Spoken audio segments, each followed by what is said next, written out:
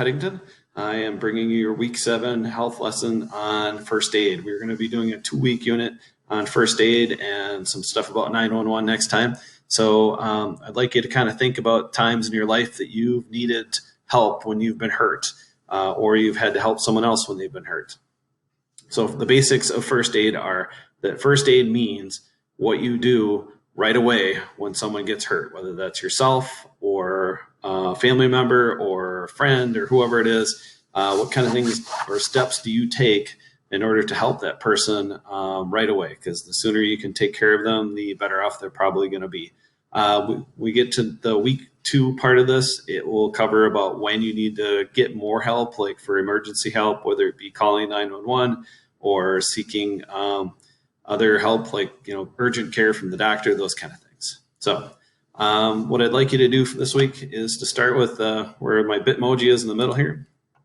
Click on that. It'll come up to a slide that has some videos.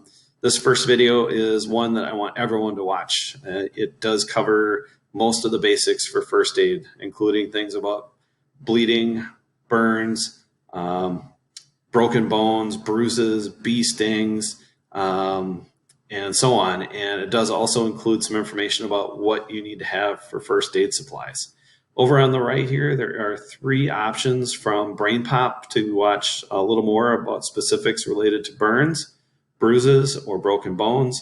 When you click on whatever one you choose, you will need to put in this username and this password, and make sure you spell it correctly to get it in there.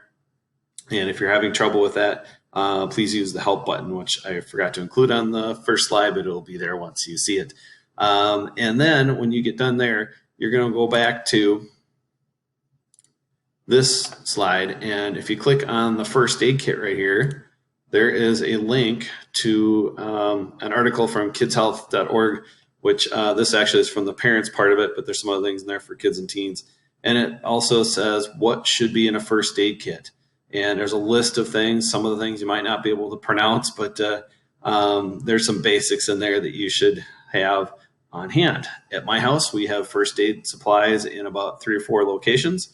One of them is in our kitchen cupboard. We have some more in the bathroom closet, and we have a first aid kit in each of our cars. One first aid kit for each car, and I go through them every so often to make sure I have enough Band-Aids and medicines like for Tylenol and ibuprofen, those kind of things, gauze pads, and so on. So those are a few hints of what you're going to need to do your assignment. Finally, when you get done with the slide portion of our thing here today, let's get back to the right one. You will go back to your Seesaw assignment, and in there, in the link that I leave for the assignment, you are creating a list of first aid supplies that you need for your home or for your car or whatever, not your car, your parents' car, that you think would be a good idea. And wouldn't hurt to print off that list from the first aid kit thing here, and that will help you to kind of do a little inventory of what supplies you have at home. So I hope everyone stays safe this week. Have a great, wonderful time, and hopefully no one needs their first aid for any time in the near future. Thank you.